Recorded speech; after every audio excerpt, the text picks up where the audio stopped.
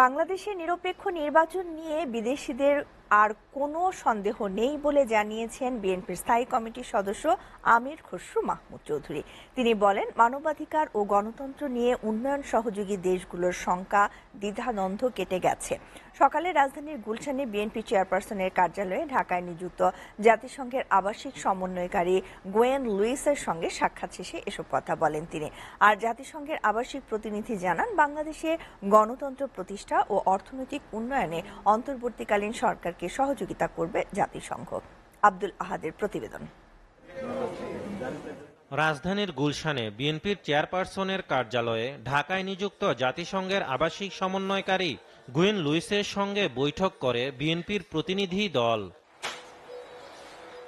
বৈঠক শেষে বিএনপির স্থায়ী কমিটির সদস্য আমির খসরু মাহমুদ চৌধুরী দেশের বড় ধরনের পরিবর্তনে আন্তর্জাতিক সম্প্রদায়ের পাশাপাশি জাতিসংঘের বিশেষ অবদানের কথা তুলে ধরেন। বড় ধরনের যে পরিবর্তন হয়েছে বাংলাদেশে, যে আবার আমরা দ্বিতীয়বার স্বাধীনতা পেয়েছি, এর সাথে বাংলাদেশের মানুষের জনসমর্থন যেভাবে ছিল, আন্তর্জাতিক সম্প্রদায়ের ভালো সমর্থন ছিল, বিশেষ করে ইউনাইটেড নেশনসে।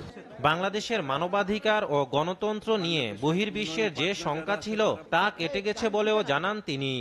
আজকে সকলের সেই শঙ্কা কেটে গেছে এবং সেই শঙ্কা কেটে আগামী দিনের বাংলাদেশ আমরা সকলে মিলে কিভাবে করব।